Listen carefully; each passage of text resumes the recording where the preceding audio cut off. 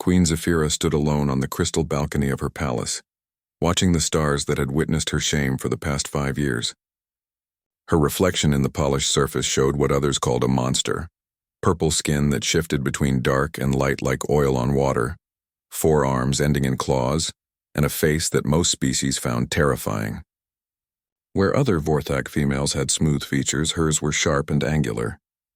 Where they had 2 arms, she had 4. Where they had gentle expressions, her face naturally formed what others saw as a permanent scowl. The Galactic Council had made it clear: as the last ruler of the dying Vorthak Empire, she needed to marry soon or watch her people fade into history. 12 suitors had come and gone in 5 years. 12 rejections that had become the talk of the galaxy. The first suitor, Prince Kelvon of the Crystalline Worlds, had taken one look at her and declared that marrying her would be political suicide for his image. The second, Duke Rothgar from the Metal Moon colonies, had lasted exactly 3 minutes into their first meeting, before excusing himself with claims of sudden illness. The others had been no better, each finding reasons to leave that all centered around the same truth: she was too ugly, too different, too frightening for anyone to love. Her advisor, old Minister Gavrok, entered the throne room with heavy steps. His own purple skin had grown pale with age, and his usually proud military bearing seemed bent with worry. "Your Majesty," he said, his voice careful and measured, "the Council grows impatient. Without a marriage alliance, they threaten to redistribute Vorthak territories among the other member species." Zephyra turned from the window, her forearms unconsciously arranging themselves in the defensive posture she had learned as a child. "Then let them try, Gavrok. I will not beg anyone to marry me. My queen, perhaps if we reached out to species beyond the usual noble families." "No." Her voice carried the authority of generations of Vorthak rulers. "I have been paraded before enough beings who see me as nothing more than a political opportunity, or worse, a burden to be endured." Gavrok's ancient eyes softened. He had served her father before her, and had watched Zephyra grow from a curious child into a brilliant ruler. He remembered when she first realized that her appearance would be a lifelong obstacle, how she had thrown herself into studying military strategy, economics, and diplomacy to prove her worth in other ways. "Your Majesty, there is one more option," he said slowly. "The humans have recently joined the Galactic Council." Zephyra's laugh was bitter. "The humans? Gavrok. They have been part of galactic society for less than 50 years. What could they possibly offer that the established empires could not? They are different, my queen.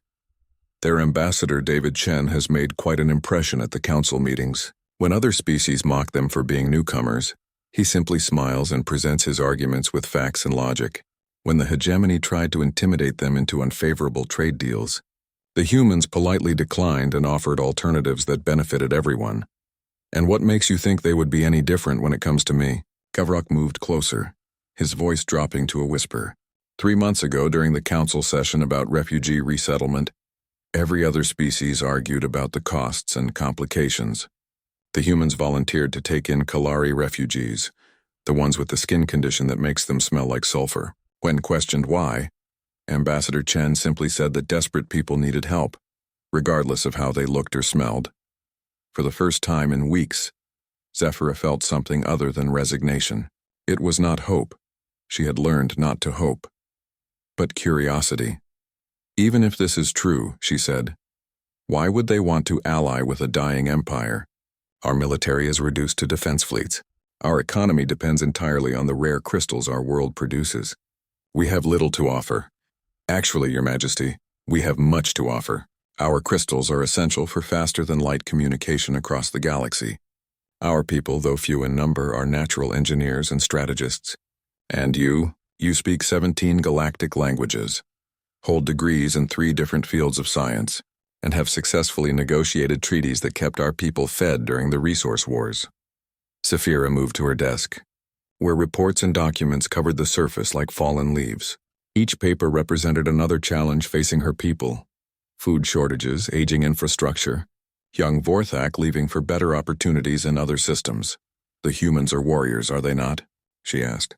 "I have heard stories of their military actions. They are warriors when they must be," Gavrok confirmed. "But they are also farmers, teachers, artists, and dreamers. They seem to value strange things: loyalty, courage, intelligence. Things that other species take for granted or ignore entirely. A small communication device on Zephyra's desk chimed softly. She activated it with one clawed finger, and Ambassador Chen's face appeared in the holographic display. He was requesting a formal meeting to discuss mutual opportunities for cooperation between the Human Federation and the Vorthak Empire. Zephyra studied the human's face in the recording. He had dark hair beginning to show gray at the temples, lines around his eyes that suggested he smiled often, and an expression of genuine interest rather than polite duty. "He does not look like the others," she admitted to Gavrok. "No, my queen, he does not." She made her decision with the same certainty she brought to all her choices as a ruler. "Send word to Ambassador Chen. Tell him I would be pleased to meet with him to discuss our mutual interests." As Gavrok bowed and left to send the message, Zephyra returned to her balcony. The stars looked the same as they had moments before, but something had shifted. For the first time in 5 years, she was not meeting a suitor chosen by politics and protocol. She was meeting someone who had asked to meet her. The difference felt more important than she had expected. David Chen stood in the transport bay of the human diplomatic vessel, adjusting his formal jacket for the third time. His aide, Lieutenant Sarah Martinez, watched him with barely concealed amusement. "Sir, you've reviewed the cultural files 6 times and practiced the greeting protocols until you could do them in your sleep," she said. "You're as ready as anyone could be." David smiled, but his hands still moved to straighten his jacket again. "Sarah, we're about to meet the ruler of an empire that's older than human civilization. The Vorthak were building cities when we were still figuring out agriculture. A little nervousness seems appropriate." What he did not tell his aide was that his nervousness had nothing to do with protocol. 3 weeks ago, he had asked the Galactic Council's historical archives for information about Queen Zephyra. What he found had fascinated him far more than he expected. She had earned 3 doctorate degrees from the prestigious Centauri Institute before she was 30. She had personally negotiated the peace treaty that ended the border wars between 5 different species. During the recent famine crisis, she had organized aid shipments that saved millions of lives across 3 star systems. Yet every article about her eventual marriage prospects focused on her appearance and her failed courtships. "Sir?" Sarah's voice pulled him back to the present. "We're receiving docking clearance from the Vorthak flagship." Through the viewport, David could see the Vorthak vessel approaching. It was unlike anything in human space. Organic curves mixed with crystalline structures that caught and scattered starlight like a jewel. Beautiful and alien in ways that human engineering had never imagined.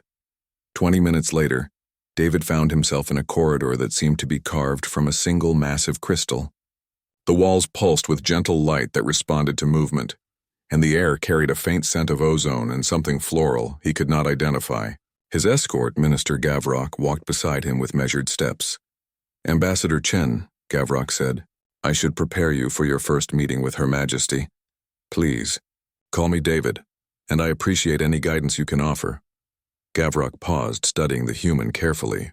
"Our queen has faced disappointment in previous diplomatic meetings. Many species find our appearance unsettling. Her Majesty has learned to expect rejection." David nodded slowly. "Minister Gavrok, in my experience, the most interesting people are often the ones who don't look like everyone else.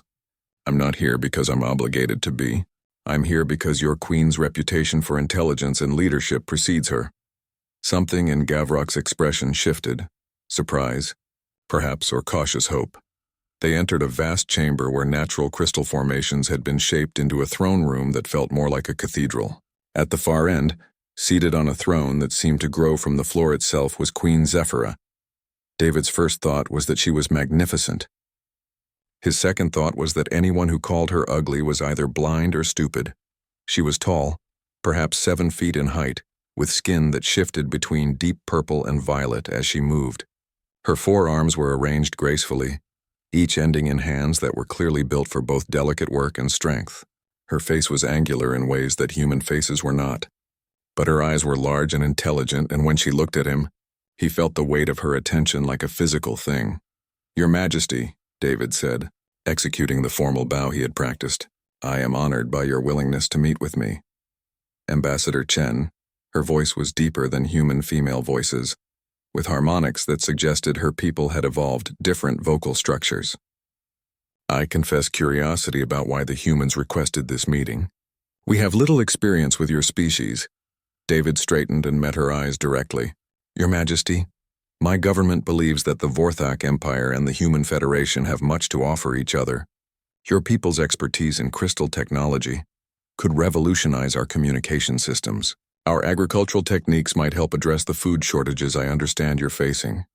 Practical benefits, Zephyra said, and David caught something that might have been disappointment in her tone. Of course. But that's not why I'm here, David continued and saw her eyes sharpen with interest. I'm here because I've read your dissertation on multi-species conflict resolution. Your solution to the Rigel trade wars was brilliant. Instead of choosing sides, you created a third option that benefited everyone. That kind of thinking is exactly what the galaxy needs more of. For a long moment, the throne room was silent except for the soft humming of the crystal walls. Zephyra's forehands moved in what David guessed was a gesture of surprise. You read my academic work? She asked. I did. I also read your paper on sustainable resource distribution and your analysis of the economic factors that led to the Outer Rim rebellions. Your Majesty, with respect, anyone who can solve problems the way you do should be leading council sessions, not searching for marriage partners to legitimize her rule. Gavrok made a small, choking sound. David realized he might have overstepped diplomatic boundaries, but Zephyra's expression had changed completely. The careful mask of formal politeness was gone, replaced by something much more genuine. You disagree with the council's marriage requirements? She asked. I think they're archaic and foolish, David said honestly. Your people need a leader, not a royal couple for the gossip networks. The galaxy needs your expertise, not another political alliance between noble families. Zephyra stood from her throne and walked closer. David forced himself not to step back, though her height and presence were intimidating in ways that had nothing to do with her appearance. Ambassador Chen, she said slowly, most species representatives who meet me spend our conversations looking at my hands and wondering if my claws are as sharp as they appear. Are they? David asked, genuinely curious. The question surprised a laugh from her, a sound like music played on instruments he had never heard. Sharp enough to cut through most metals, but I use them primarily for delicate crystal work. That's fascinating. I'd love to see some examples of Vorthak crystal engineering while I'm here. You would? Your Majesty, humans are curious by nature. We want to learn about everything we encounter. Your people have had thousands of years to perfect techniques that we're just beginning to understand. Zephyra moved to a wall display where several small crystal sculptures caught the light. These are communication matrices. Each one can carry data across distances that would require massive installations for other species. David moved closer to examine them, noting the precision of the cuts and the way light moved through the structures. The mathematics involved in creating these patterns must be incredibly complex. Most species find the technical aspects boring, Zephyra said. Most species are missing out, David replied. Beauty and function combined into something that advances knowledge and connects people across the galaxy? That's not boring. That's miraculous. When he looked up from the crystals, he found Zephyra watching him with an expression he could not quite read. Ambassador Chen, she said softly, would you like to continue this conversation over dinner? The dinner lasted 4 hours, though neither David nor Zephyra noticed the time passing. They sat in her private chambers, sharing food that David found surprisingly familiar despite its alien origins, and talking about everything except politics and marriage alliances. So humans actually choose their own romantic partners? Zephyra asked, using 2 of her hands to gesture while the other 2 continued eating. Without regard for political advantage or genetic compatibility. Usually, David said, smiling at her amazement. We call it love. Sometimes it works out, sometimes it doesn't, but we generally believe that people should have the choice. Fascinating. And your leaders can marry anyone they choose? Within reason. Our current president is married to a teacher he met in college. Before politics, she was nobody famous or important by royal standards. They've been together for 30 years. Zephyra set down her eating utensils and stared at him. A teacher. Not a princess or an ambassador or a military leader. Just someone who made him happy and shared his values. David confirmed. Your people must think us very primitive, Zephyra said quietly. Your people created interstellar civilization while we were still hitting things with sticks, David replied. Different doesn't mean primitive, but I do think some of your traditions might be worth reconsidering. Over the following weeks, David found reasons to extend his diplomatic visit. Each day brought new conversations, shared meals, and opportunities to explore the Vorthak capital together. Zephyra showed him the ancient libraries where crystal matrices stored the knowledge of millennia. David shared human music and art, watching her face light up with wonder at the diversity of human creativity. Your species expresses emotions through organized sound patterns, she mused one evening, as they listened to a symphony. We have functional communication, but nothing like this. What do you do for fun? David asked. For entertainment or relaxation? Fun? The concept seemed to puzzle her. I study. I read reports. I work on engineering problems.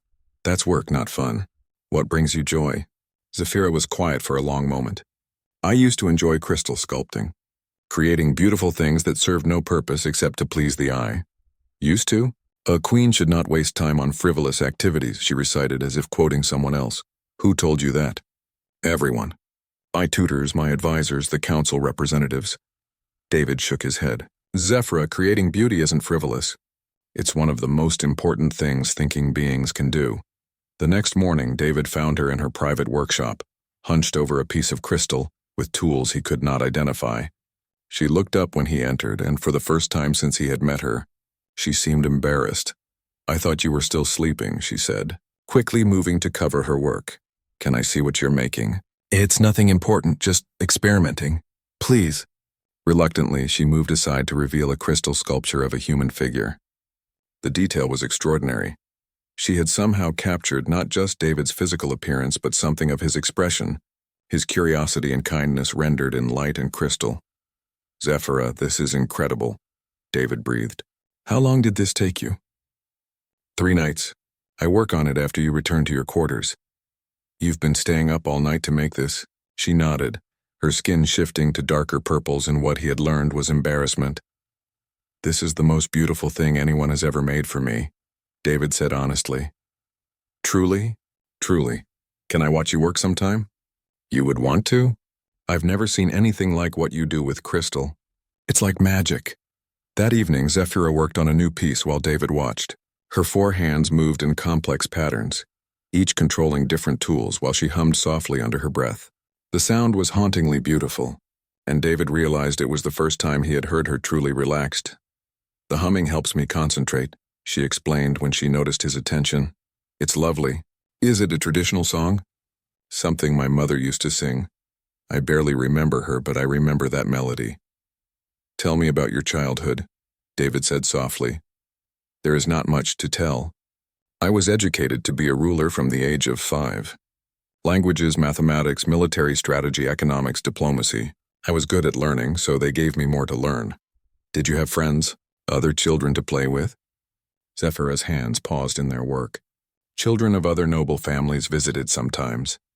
They were careful around me, polite. Because of how you looked? Because of how I looked, yes, but also because I was different in other ways. I asked too many questions. I wanted to understand how things worked instead of just accepting what I was told. Other children found me strange. David felt a familiar ache in his chest. I was that child too. Always asking why, always wanting to know more. It can be lonely. Yes, she said simply. Lonely is the right word. For what it's worth, I think the other children missed out. You're the most interesting person I've met in any species. Zephyra looked at him with an expression of wonder. You mean that? I do. You're brilliant, creative, kind, and strong. Anyone who can't see that is either blind or foolish. David, she said slowly, I must ask you something, and I need you to answer honestly. Of course. Are you here because your government believes an alliance with me would benefit humanity? Or are you here for some other reason? David set down the crystal tool he had been examining and met her eyes. I'm here because 3 weeks ago I was supposed to leave for another assignment, and instead I asked my superiors to extend my mission indefinitely. Why? Because I've never met anyone like you. Because talking with you is the best part of my day. Because when I think about leaving, I can't imagine wanting to. Zephyra's 4 hands had gone completely still. David, you understand that I am not human. I will never look human. Other humans would find me monstrous. Some might, David admitted. But I'm not other humans, I'm me. And when I look at you, I see someone brilliant and beautiful and kind. I see someone I don't want to leave. Even though I have claws. Even though my skin changes color. Even though I am shaped so differently from your species. David moved closer to her workbench. Zephyra, can I touch your hand? She extended one of her hands hesitantly. David took it gently in both of his, feeling the smooth texture of her skin and the careful strength in her fingers. Different doesn't mean wrong, he said. It just means different. And I happen to find your differences amazing. For the first time since he had known her, Zephyra's careful control cracked.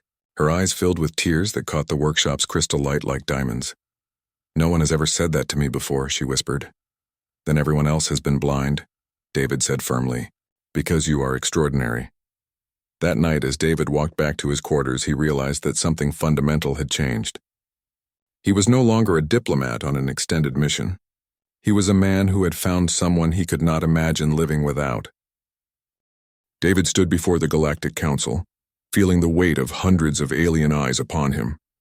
Representatives from 47 different species filled the massive chamber, and the air hummed with translation devices working overtime to convert his words into dozens of languages. Honored council members, he began, his voice steady despite the magnitude of what he was about to announce. I stand before you today not just as ambassador of the Human Federation, but as a man in love. A ripple of surprise ran through the assembly. Behind the curved desk of the hegemony delegation, High Chancellor Vormak leaned forward with interest. The crystalline Ashanti representatives chimed softly among themselves. Even the usually stoic mechanical collective flickered their optical sensors in what David had learned was curiosity. 6 weeks ago, I came to meet Queen Zephyra of the Vorthak Empire as part of routine diplomatic outreach, David continued. What I found was not just a ruler, but the most remarkable person I have ever had the privilege to know. Today I formally request the Council's blessing for our marriage. The chamber erupted. Delegates shouted in dozens of languages, their translation devices struggling to keep up with the chaos. High Chancellor Vormak's voice cut through the noise like a blade. Ambassador Chen, Vormak said, his tone dripping with disdain. Surely you cannot be serious. The Queen is, that is to say, her appearance is beautiful, David interrupted firmly. Perhaps your species values different things than mine. Chancellor, but humans have learned to see beauty and strength, intelligence and kindness. But the political implications, began the Rigelian trade representative, are exactly what they should be. David cut him off. A marriage based on mutual respect and affection rather than political calculation. A union that benefits both our peoples because we choose to build something together. Council Speaker Thex, an elderly member of the ancient wisdom caste, raised one gnarled appendage for silence. Ambassador Chen, while your sentiment is noted, practical considerations must be addressed. The Human Federation is new to galactic politics. Surely your government cannot approve of such an unusual alliance. David smiled. Speaker Thex, my government's response was to ask if I needed a bigger ship for the wedding guests. The silence that followed was absolute. David could hear the soft hum of the chamber's environmental systems and the distant vibration of the space station's rotation. Your people approve? Asked the Centauri delegate in disbelief. My people believe that love and respect are better foundations for partnership than political convenience, David replied. We found that marriages built on genuine affection tend to produce stronger alliances than those arranged for temporary advantage. Preposterous, muttered Prince Kelvon, one of Zephyra's former suitors. No civilized species would. With respect, Your Highness. David's voice carried an edge of steel. Queen Zephyra has more intelligence, grace, and strength than anyone in this chamber. If that's not civilized enough for you, perhaps the problem isn't with her. High Chancellor Vormak stood, his imposing frame casting shadows across his delegation. Ambassador, you speak of love as if it matters in galactic politics. Marriage between rulers is about stability, genetic compatibility, economic advantage. And how has that worked out? David asked quietly. How many wars have started because arranged royal marriages failed? How many alliances crumbled because partners who barely knew each other couldn't trust each other when crisis came? He gestured to the assembly around him. Honorable delegates, you've spent 5 years parading suitors before Queen Zephyra, as if she were a prize to be won rather than a person to be known. Each of them rejected her based on appearance alone, never bothering to discover her brilliance or her character. That's not civilized. That's wasteful and cruel. Speaker Thex leaned forward. You would have us believe that humans value character over practical considerations? I would have you believe that practical considerations include character, David replied. Queen Zephyra has successfully managed complex diplomatic crises, innovative economic solutions, and technological advances that benefit the entire galaxy. A partner who can think, who can solve problems, who can lead. That's the most practical consideration of all. 3 hours later, David found Zephyra in her private garden, tending to flowers that seemed to grow directly from crystal formations. She looked up when he entered, and he could read the anxiety in her posture. The council session was eventful, he said with a smile. Gavrok told me you defended me before the entire assembly. I told them the truth about you. Zephyra set down her gardening tools and faced him fully. David, you understand what you are risking? Your career, your reputation, your standing with your own government? Zephyra, David said, moving closer. I need to ask you something important. He dropped to one knee in the human tradition, pulling a small crystal ring from his pocket. He had spent a week learning to carve it under the guidance of Vorthak artisans, working until his fingers bled to create something worthy of her. Your Majesty, Zephyra, my brilliant and beautiful friend, he said, looking up into her surprised eyes. Will you marry me? The ring caught the garden's soft light, casting rainbow patterns across the crystal flowers around them. Zephyra stared at it, her 4 hands moving in complex gestures of shock and wonder. David, you made this yourself? I wanted to give you something that came from my hands and my heart, not from a jeweler's shop. It's beautiful, she whispered. But David, are you certain? Once we marry, there will be no going back. The galaxy will never stop talking about the human who married the ugly alien queen. David stood and took her upper hands in his. Zephyra, listen to me. I am absolutely certain that I want to spend the rest of my life with the brilliant, kind, beautiful woman I fell in love with. What anyone else thinks about that is their problem, not mine. 2 weeks later, the wedding took place in the Crystal Cathedral at the heart of the Vorthak capital. Representatives from the Human Federation arrived in unprecedented numbers, not just diplomats and officials, but David's family, friends, and colleagues who had insisted on attending. The ceremony itself blended human and Vorthak traditions in ways that had never been attempted before.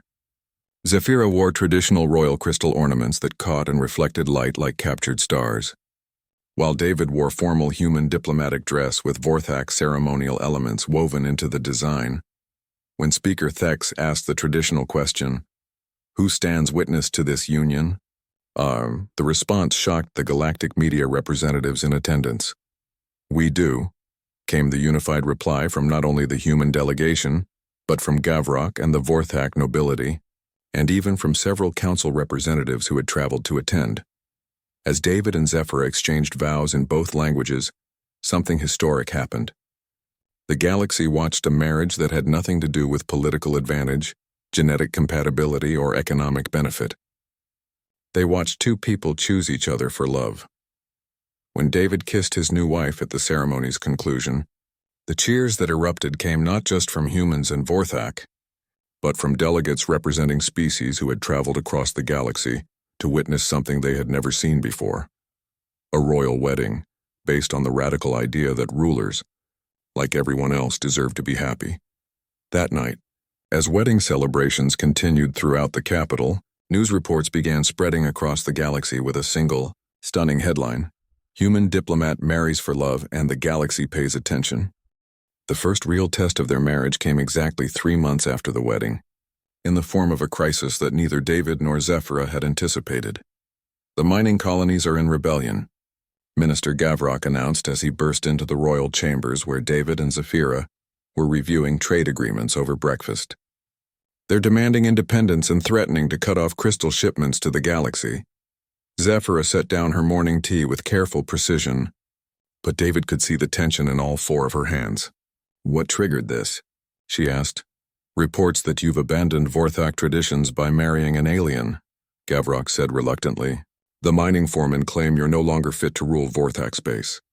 David felt anger rise in his chest, but before he could speak, Zephyra placed one of her hands on his arm.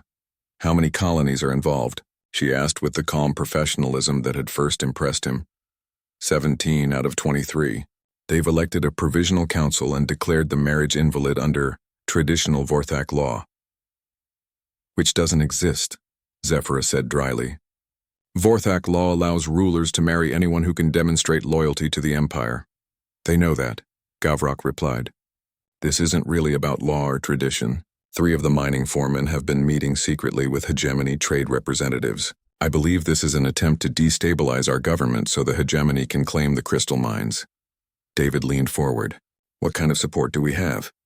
The royal fleet remains loyal, as do the 6 largest colonies. But without the mining operations, we can't fund our government or fulfill our trade obligations. Zephyra stood and began pacing, her movements sharp with controlled frustration. If we use military force to retake the colonies, we'll prove their point that I've become a tyrant. If we negotiate, we appear weak and invite further rebellion. There's a third option, David said quietly. Both Zephyra and Gavrok turned to him. We go there personally, face the miners directly and let them judge for themselves whether their queen has abandoned them. Absolutely not, Gavrok said immediately. Your Majesty, the security risks are manageable, David interrupted. And the political benefits could solve this entire crisis. Zephyra studied her husband's face. What are you thinking? I'm thinking that miners are practical people. They care about whether their leaders can solve problems and protect their interests. Show them that your marriage makes you stronger, not weaker, and they'll support you. And if they don't, then we deal with that honestly too. But Zephyra, running the empire from the capital while your people rebel isn't sustainable. This crisis will only get worse until it's addressed directly.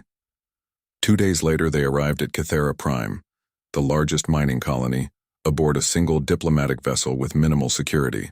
Word of their arrival spread quickly through the underground tunnels where Vorthak miners carved crystal formations from living rock.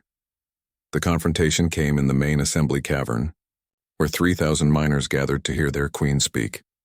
The air was thick with crystal dust and the scent of industrial equipment, and the crowd's mood was clearly hostile. Citizens of Cathara, Zephyra began, her voice echoing off the cavern walls. I understand you have concerns about my recent marriage. You married an alien, shouted someone from the crowd. You've betrayed everything our people stand for. Instead of responding with royal authority, Zephyra nodded calmly. I married a man who sees value in our people and our culture. I married someone who believes the Vorthak Empire has something important to offer the galaxy. Pretty words, called another voice. But what has he done for us? David stepped forward. I've spent the last month learning everything I can about crystal mining operations. Your equipment is 40 years old. Your safety protocols haven't been updated since before the border wars. And you're using extraction techniques that waste 30% of each crystal formation. The crowd grew quieter, surprised by his detailed knowledge. My government has offered to provide modern mining equipment and safety systems in exchange for long-term crystal contracts, David continued. But the hegemony representatives who've been meeting with your foreman have made no such offers. They want to buy your crystals at half the current galactic price while providing nothing in return. How do we know this isn't human propaganda? Demanded Foreman Corvex, one of the rebellion leaders. Zephyra moved to stand beside her husband. Because David showed me the contract proposals last week. Because he spent 3 days in the deep mines learning how dangerous your working conditions are. Because he convinced his government to prioritize miner safety over profit margins. She gestured to the crowd around them. Citizens, I didn't marry David because he's human. I married him because he's the kind of person who sees problems and wants to fix them. The kind of person who believes our people deserve better than what we've had. But he's still an alien, Corvex insisted. He doesn't understand our ways. David pulled a small crystal sculpture from his jacket, one he had been working on for weeks under Zephyra's guidance. Foreman Corvex, could you tell me what this represents?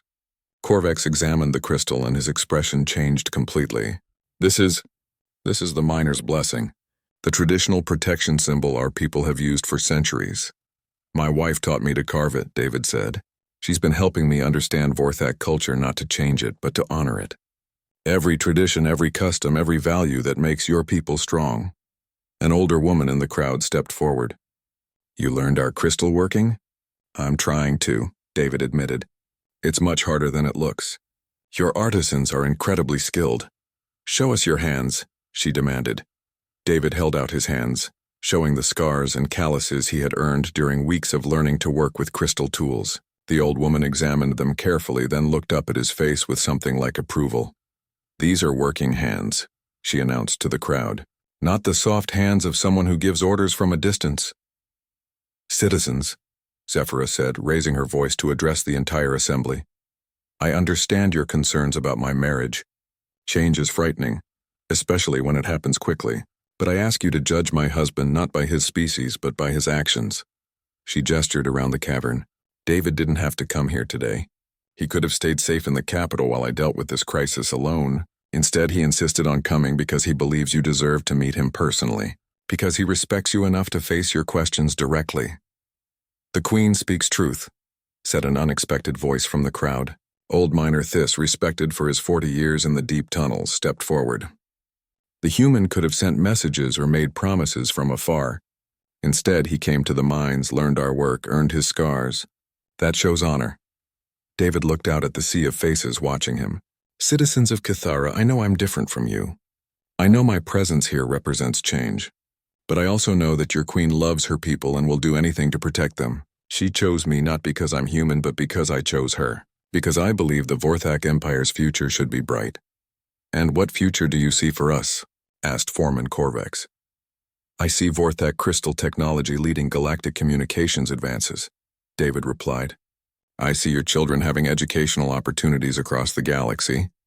I see your miners working with the best equipment available, paid fair wages and respected for the essential work they do. Under human rule?" "Under Vorthak rule," David corrected firmly. "I didn't marry your queen to control your people. I married her to support her, to help her build the future she dreams of." Zephyra stepped forward again. "Citizens, I won't pretend that everything will stay the same. Marriage to David has opened new possibilities for our people, but the values that define us, our strength, our ingenuity, our loyalty to each other, those haven't changed. They've only grown stronger." The vote, when it came, was closer than David had hoped, but decisive enough to matter. 18 of the 23 mining colonies chose to end their rebellion and return to imperial authority. The remaining 5, dominated by hegemony sympathizers, were given the choice to leave Vorthak space or accept the new reality. As they traveled back to the capital, Zephyra leaned against David's shoulder in their private cabin. "That was terrifying," she admitted. "For a moment I thought we might lose everything. But we didn't," David replied, stroking her hair gently. "And we won't, because we're stronger together than either of us could be alone." "David?" "Yes?" "Thank you for believing in us enough to take that risk. Thank you for trusting me enough to let me try." Outside their ship's viewport, the stars wheeled by as they returned home, not to a Vorthak Empire or a human federation, but to something new that belonged to both of them. The crisis began with silence. For 6 hours, every faster-than-light communication system in the galaxy simply stopped working. Ships found themselves isolated in deep space, unable to contact their homeworlds. Trade networks collapsed as merchants couldn't confirm orders or payments. Military fleets lost coordination across star systems. Then the reports began flooding in through slower conventional channels. The massive communication relay at the Galactic Center, a crystalline structure the size of a small moon that had coordinated interstellar communications for over 2,000 years, had gone dark. Initial reports suggest some kind of cascade failure. Admiral Torres informed the emergency council session via hologram. The relay's crystal matrix appears to have crystallized further. It's becoming inert, and the effect is spreading to connected communication nodes throughout the galaxy. Council speaker. Thex's ancient voice carried unprecedented worry. "How long before all interstellar communication ceases?" "At current spread rates, perhaps 2 weeks. Maybe less." The chamber erupted in panicked discussions. Without faster-than-light communication, galactic civilization would fragment into isolated star systems. Trade would collapse, military coordination would become impossible, and the careful diplomatic balance that maintained peace between dozens of species would shatter. High Chancellor Vormak's voice cut through the chaos. "The relay was built with ancient Vorthak crystal technology. Surely Queen Zephyra can simply repair it." All eyes turned to Zephyra, who had been studying the technical reports with growing concern. "Chancellor, The relay's crystal matrix is beyond current Vorthak capabilities. It was built by our ancestors using techniques we've partially lost. The mathematical complexity alone. She trailed off. Her four hands moving in the gestures David had learned indicated deep thought. Your Majesty, prompted Speaker Thex. I need to see the relay personally, Zephyra said suddenly, and I need access to the ancient archives on Vorthak Prime. Queen Zephyra, interrupted the Centauri delegate. Even if you could understand the ancient techniques, the relay is surrounded by spatial distortions that make approach impossible. 3 ships have already been lost trying to reach it. Then we need a different approach, David said, speaking for the first time since the session began. The council turned to him with expressions ranging from hope to skepticism. Honored delegates, David continued, this crisis requires more than just crystal technology. It needs navigation expertise to reach the relay, engineering knowledge to understand the failure, and probably resources from multiple species to effect repairs. What exactly are you proposing, Ambassador? Asked Speaker Thex. David looked at Zephyra and she nodded slightly. They had discussed this possibility during the emergency briefing. A joint mission, David said. Humans provide navigation expertise and adaptive engineering. Vorthak provide crystal knowledge and ancient archives. Other species contribute specialized capabilities. We solve this together or we face civilization collapse separately. Preposterous, scoffed Prince Kelvon. A jury-rigged mission thrown together in days? The relay is the most complex structure ever built. It would take years to properly plan. We don't have years, Zephyra interrupted. We have days, perhaps weeks at most. And David is right.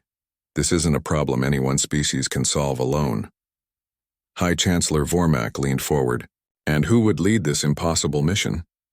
We would, David and Zephyra said. Simultaneously, the silence that followed was deafening.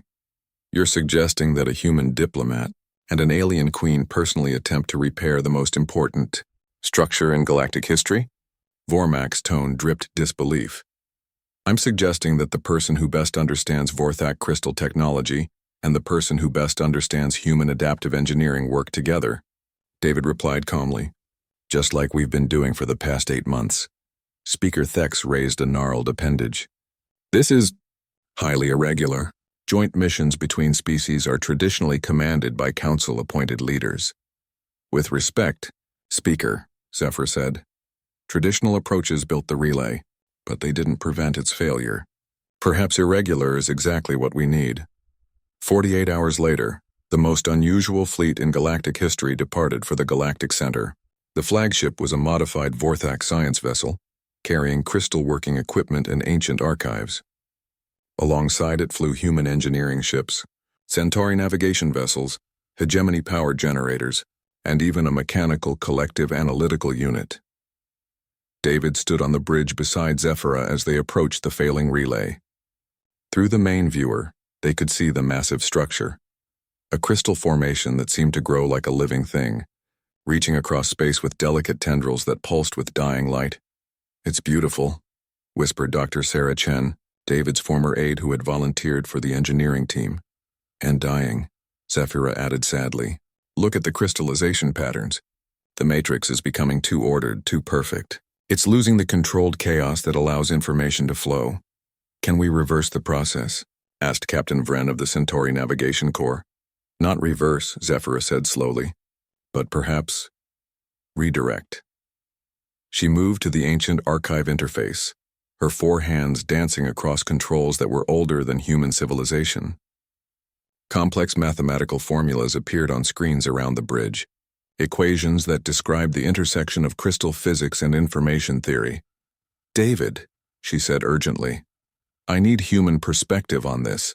The ancient text describes something called harmonic intervention, deliberately introducing controlled imperfections to restore information flow. David studied the equations, trying to apply human engineering principles to concepts his species had never encountered.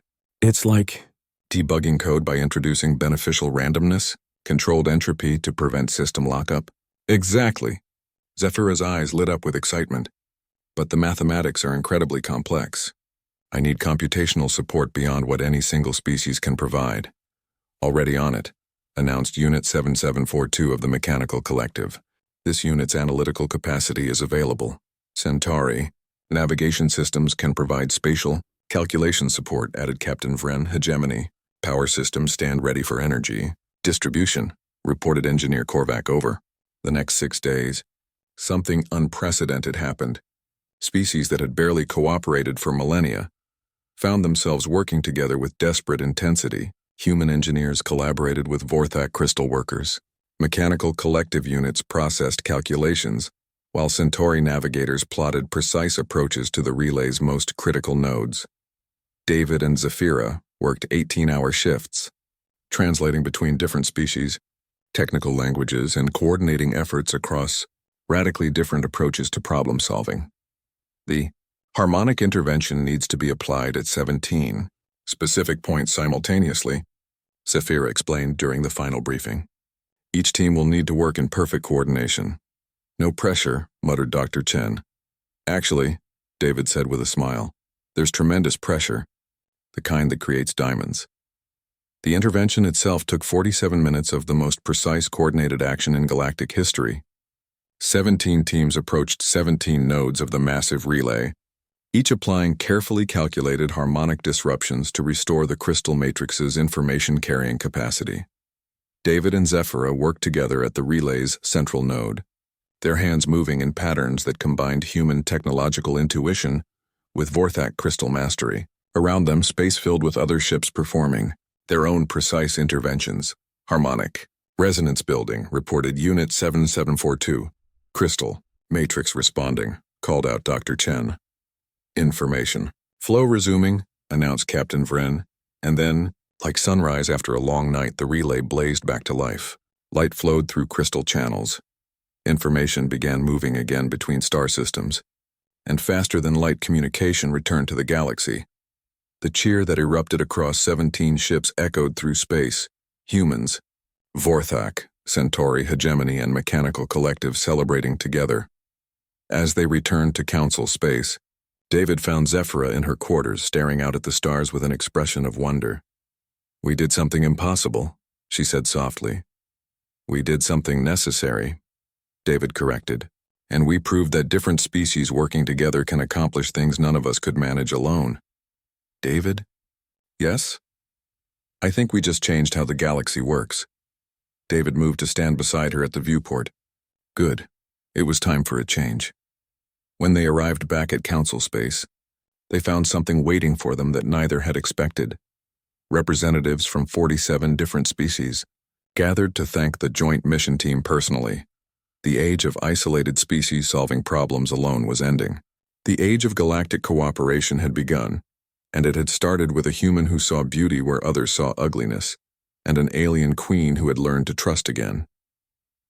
5 years after the communication relay crisis, Ambassador Sarah Chen stood in the same council chamber where her former supervisor had once defended his choice to marry an alien queen. Now she represented humanity in a galaxy that had transformed beyond recognition. The changes had started small. After the successful joint mission, other species began requesting human participation in complex projects. The Human Federation's approach to problem solving, combining multiple perspectives, valuing innovation over tradition, seeing cooperation as strength rather than weakness, had proven remarkably effective. But the deeper change was cultural. Young beings across the galaxy had watched David and Zephyra's marriage succeed, where arranged political unions had failed for millennia. They began questioning why love should be secondary to politics, why partnerships should be based on appearance rather than character. The marriage statistics are remarkable, Dr. Ilara Vex, the galaxy's leading sociologist, reported to the Council. Cross-species marriages have increased by 400% in 5 years. More significantly, marital satisfaction ratings across all species have improved dramatically as individuals gain more choice in their partnerships. Speaker Thex, now showing the signs of extreme age even by his species standards, listened with what might have been satisfaction. And the political implications?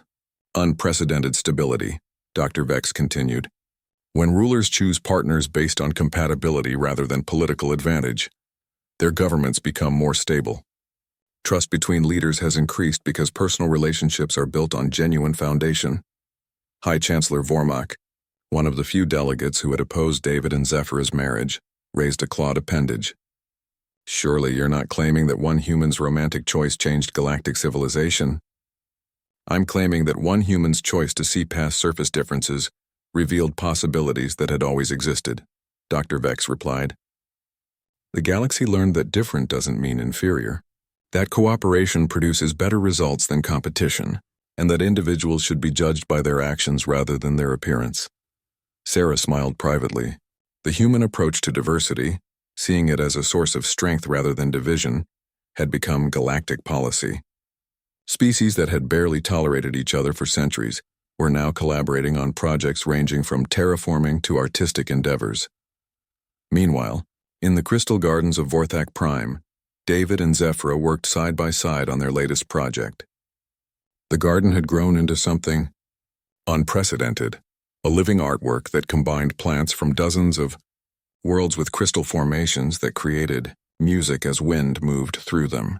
The Centauri delegation arrives tomorrow, Zephyra said, carefully adjusting a crystal resonator that would produce harmonic frequencies when their visiting musicians performed.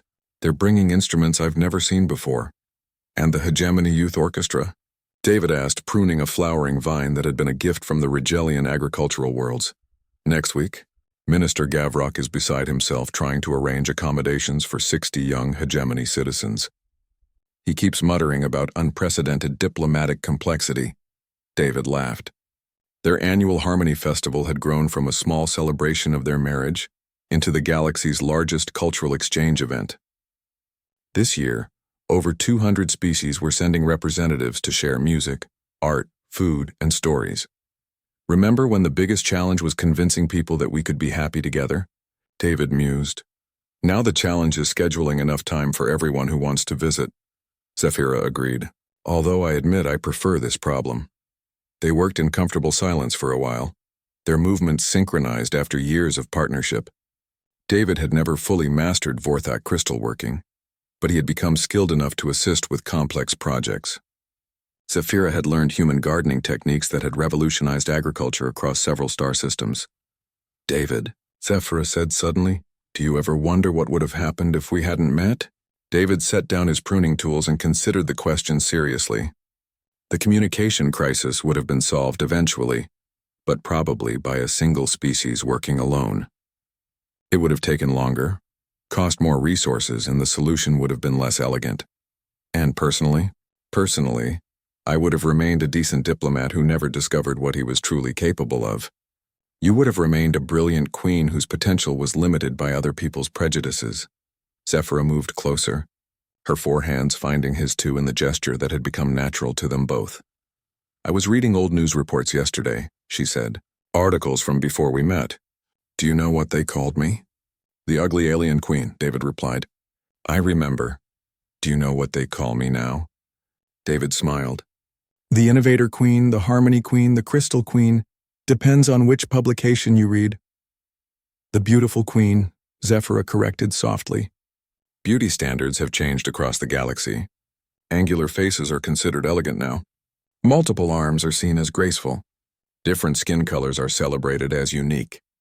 Not because of politics or forced acceptance, David realized. Because people learn to see differently. Because one human looked at me and saw beauty when everyone else saw ugliness, Zephyra said.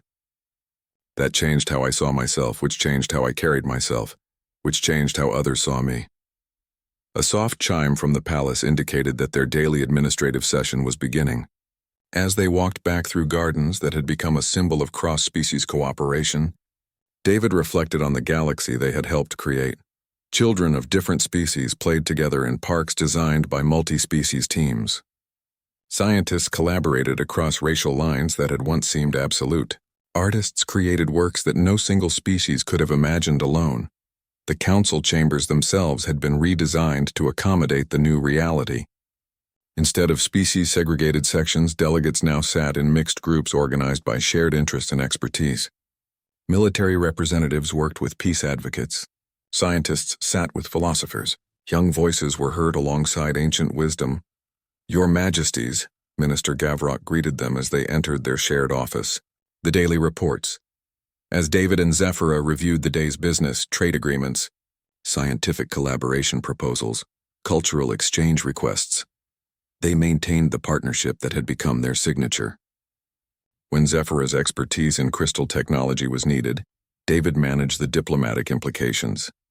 When David's human perspective was valuable, Zephyra provided the historical context. The Mechanical Collective is requesting permission to establish an art creation facility in Vorthak space, Gavrok reported. They want to explore aesthetic experiences beyond pure functionality. Approved, Zephyra and David said simultaneously, then looked at each other and laughed. You know, David said as they concluded the day's work, sometimes I think we're running a galaxy-wide marriage counseling service. Not counseling, Zephyra corrected with a smile. We're just demonstrating that different individuals can choose to see the best in each other and build something beautiful together. That evening, as they stood once again on the crystal balcony where Zephyra had once contemplated her lonely future, they watched ships from across the galaxy arriving for the Harmony Festival.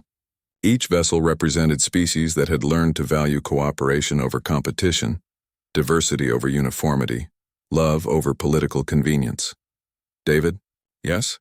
Do you think the galaxy is better now? David looked out at the stars that no longer seemed cold and distant, but warm with the light of countless worlds where beings were learning to see beauty in difference, strength in cooperation, and hope in the radical idea that love could change everything. I think, he said, pulling his wife close, that the galaxy finally learned what humans have always known, that the most beautiful things in the universe are often the ones that don't look like anything you've seen before. And that love, Zephyra added, is the most practical force in the universe. It builds bridges, solves problems, and creates possibilities that no amount of political calculation can achieve.